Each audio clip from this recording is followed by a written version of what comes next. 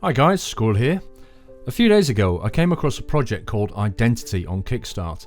This is a very ambitious project from Asylum Entertainment. It's an open world MMORPG game. And the focus is on player interaction and freedom of choice. Now I think this has got huge potential, so much so that I backed it and got in touch with the man behind it, John, who has also made Altis Life, if you remember Altis Life. I thought I'd interview him and also make this video so that you're aware of it, this project. Maybe you want to back it, but if not, kick back, listen to what he has to say and have a look at some of the visuals from Identity. Can we just kick off and just describe, who you are, what's your background, and about Asylum Entertainment maybe? Sure, I'm John Vanderswet. I'm the owner and creator of Asylum Entertainment and Identity. Right now, I'm also the lead designer for Identity. So, Asylum itself, at the moment, is it just you, or have you got a small team? I've got a small team behind me. Asylum in its entirety is about 33 people, mostly being administrators for our Arma mod, which is actually where Identity comes from. That was the inspiration for it. So Identity itself then, the project, what is Identity about? What's your kind of goal in all of this? So really the goal is to make basically that role-playing game that I've always wanted, something that's free and open so you can do basically whatever you can think of doing at any time. Really what I hate about most MMOs today is that they're really limited in what you can do due to level restrictions. I mean, you have content for a certain level and you can never step out of that to do something that you want to do. You can only do whatever's available for you in that linear progression. Sure. So what you're aiming to do is build an MMORPG that just gives you, if you like, ultimate freedom to just go your own way. Right, exactly. And then another big strong point of it too is that it's very focused on social interaction. So basically it's the quintessential role-playing game. So what kind of things will be in the game to enable social interaction? Well, the number one most important, I guess, would be the voice over IP, being that instead of typing out your communication, you actually speak into your microphone. That comes out of your character, his mouth moves, the whole 9 yards. And then, we have so many little tools in there too, like social groups. You have gangs, groups or parties, as they're called in other games. There's all kinds of little casual things you can do with your friends, whether it be going to the movie theater. We have casinos, all sorts of things that, they're just minor little things you can do to have some fun if you don't have a long time to play. So the character as you're playing it, is it a first person, third person, or a combination? It's a combination. You can choose to go either way. I think most people prefer third person. We didn't show too much of that in our trailers because being early on when we recorded that, we didn't have a lot of the animations in place. Right. So we kind of stuck more to the first person, but you will be able to choose between the two. And server operators too, if you have a private server, can force one or the other. Oh, okay. So basically, will you be able to sort of rent your own server, or will it be Asylum run servers only then? It's both, really. We have the official Asylum servers, and we have a pretty cool rule set going there, but then we're giving a lot of control to people who rent their own too. So you can rent a server all over the world, wherever you like it to be, and you can really configure that really deeply to make the game a very different experience than what we have on the official ones. And they're listed when you play in the game. The private servers are listed right alongside the official servers too. So we don't kind of section them off in a place no one's ever going to find them. Okay, that's good. So actually in the game then, let's talk about what it's going to be like to be in the game, because you've mentioned there'll be a lot of freedom to do whatever you want, but some people like structure and order. I mean, I noticed in the video, you can join the police force, for example. So, who makes the laws in the game? How does that grow? How does it evolve? Well, when you first play, I guess on day one when we release, the rules would just be the default rules that we have in place. But in terms of laws, that's actually controlled by a governor. There is an electoral system where you can run for government office and other people can vote for whoever they choose, and you can work your way up. And if you get elected, you can control the laws. Like there's things like legalization of marijuana, for example. You can control taxes on sales and on housing, all that sort of thing. Oh, wow. That's going to be quite interesting to play, isn't it? So, I mean, what about the in-game persistence then? Can you affect? I mean, you mentioned you can change the laws of the game, but can you actually change the world that you're in? Yeah, the world. There's no terraforming in that sense, but there's still a lot that you can do to change the world.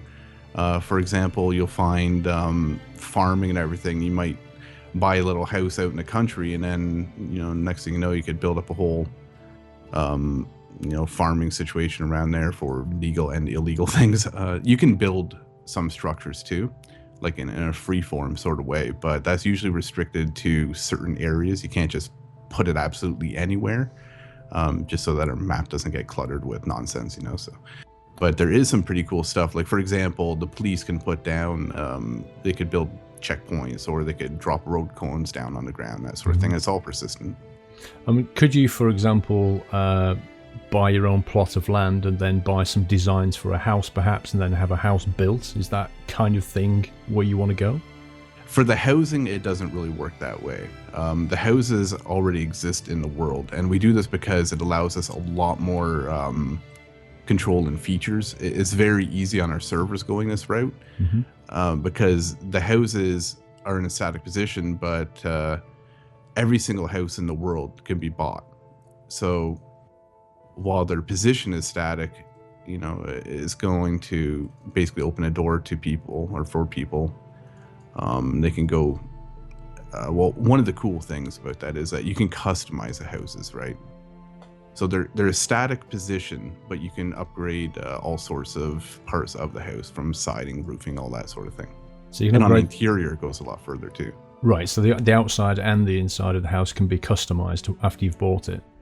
Right. Cool.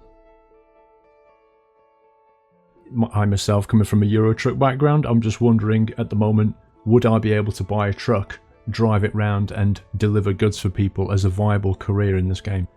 Yeah, it's actually a very good career. Again, this comes back down to what we have on Altis Life. We do have delivery missions, but we took it much further in identity. So instead, now what we have is, say you were to buy a large truck, you can go to certain places and pick up delivery missions where you would have to deliver goods from A to B. But the cool part is you can even deliver real goods that people made to a shop. So let's say some player made a weapon or clothing, for example, at a factory. That would have to be delivered to a store to be sold by a truck driver, or anybody with a decent vehicle anyway. And what about things like combat then? So, for example, could you go and have a friendly boxing match with another player, or could you get into a gunfight? Can you die? How does all that work? All of the above, really. We do actually have boxing gloves. We thought that'd be a little bit of fun. Boxing gloves don't kill people, you just can beat them senseless, which is always a fun thing to do. Absolutely. But yeah, a lot of that sort of thing will happen. You can interact with people in pretty much any way. The world's really open in that sense, and combat is going to be pretty common probably. So we have mechanics that kind of discourage random killing. We don't want people just running around shooting everybody senselessly. So we have mechanics that take care of that. In terms of like events, will there be organized events within the game, or will you rely on players to organize events? Both, actually. We have a GM staff. A lot of the people that we have right now work on the admin team at the Asylum Altis Life servers are going to be coming on as GMs, and they will be running very frequent events daily, probably on one server or another. We've done like some really cool, fun things in the past too, so they're really creative. You mentioned that you'll be able to sort of buy your own house, so that implies there's some kind of in-game economy. So, as you said in the video, you can earn money in different ways, either by a paid job or by hunting and fishing, that kind of thing. So then with the money, you're buying assets. Let's say you buy yourself some equipment and a rifle, and you go out and you get shot. Does all your stuff just drop on the floor at that point? Can other people come and pick it up? Can they trade it?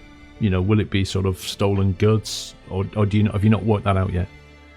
We've worked it all out. The way it works is there are sort of stolen goods. Some things can be flagged as stolen. But for the most part, in the official servers, and again, this is something that you can control in your private servers. You could restrict how everything drops. You have control over all of that. But on the official servers, you will drop the majority of the things that you're carrying. And that's scary to a lot of people. But at the same time, it's not like other MMOs where you have like these big epic quality items that you can't lose, right? These are things that you can obtain again. Now, granted, there's going to be some things like military-grade weapons are going to be very difficult to produce. There's not going to be a lot of guns like AK-47s and stuff like that in the world. So if you lose that, it's going to hurt. So you really will only want to bring that out when you really need to. Right. So there is a sense of, upon death, there is some kind of loss. Because without a loss, death doesn't really have a meaning, does it? Right, exactly. Without the risk, there's really no fun. I mean, if you don't care about dying, then you're just going to run in and do senseless things, right? Yeah, absolutely. How big do you think the explorable world is going to be? Perhaps, obviously, you might have big plans, but just out the door when it first releases, what kind of scale is it going to be? Well, I'm not sure if you've played. You said that you did play some Arma 3 before, so. The initial world we're aiming to get at about the size of Altis, which is quite big. I think it was listed at something like 177 square kilometers. It's big. So, I mean, how do you think Identity compares to a game like GTA Online or other MMORPGs? I mean, GTA does have quite a bit of freedom, but obviously your game's going to be different, isn't it? Yeah, GTA, I say from all the games on the market, GTA is one of the most similar to Identity. Sort of like a mix between GTA and our Altis life would be the closest thing. The main difference is that GTA is very arcadey in a sense, where Identity is more focused on realism in a sense, to the point that it's still fun. We have realistic weapons, realistic vehicle physics, that sort of thing. And it's also focused a lot more on the persistence, right? Like GTA Online, you just hop in with a few friends, you run around shooting each other, and that's that, right? Yeah. With Identity, is focused on the persistence. So it's about building your character and living in this environment and the interactions with the people. I mean, one of the most fun things to do, I don't think you've played Altis Life, but you'll find that really some of the most fun moments just happen like randomly because it's an open world and it's just the people you run into, like you might run into like some really hilarious moments. We have people that role play terrorists and everything, and there's a lot of freedom there and anything can really happen. That's a big part of what makes it so fun. What's the planned payment model for Identity? Is it a one-off purchase? Is it a monthly subscription? Is it free to play and paid for by things that you buy? What's the plan?